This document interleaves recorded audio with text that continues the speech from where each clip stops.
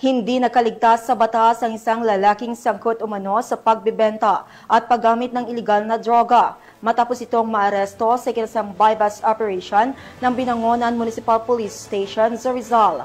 Magbabalita dyan si Patrolwoman Jessie Cruz Obrero.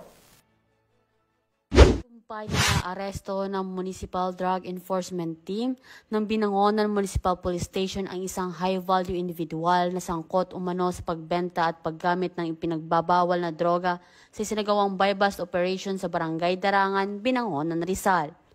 Kinilala ang suspect na si alias Angke, 30 taong gulang, residente ng nasabing barangay. Batay sa ulat, bandang 2:30 ng madaling araw ng ikasa ng mga operatiba ang operasyon sa pakikipag-ugnayan sa Philippine Drug Enforcement Agency na nagresulta sa matagumpay na pagkakadakip ng suspect. Nakumpiska mula sa kanya ang tinatayang 67.8 gramo ng hinihinalang shabu na may standard drug price na 461,040 pesos.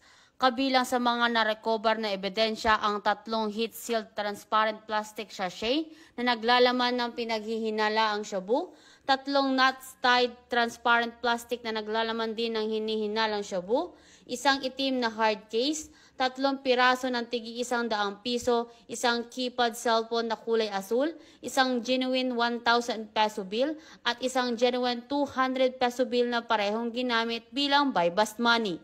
Kasalukuyang nakakulong ang suspect sa Binangonan Municipal Police Station Custodial Facility at nahaharap sa kasong kriminal sa paglabag sa Section 5 at Section 11 ng Article 2 ng Republic Act 9165 o ang Comprehensive Dangerous Drug Act of 2002.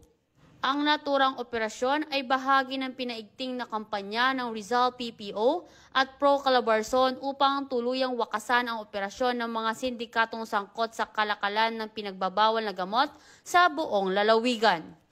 Mula dito sa Calabarzon, ako ang inyong Police News Network Correspondent, Patrolwoman Jessie Cruz Obrero, alagad ng batas, tagataguyod ng Balitang Pulis.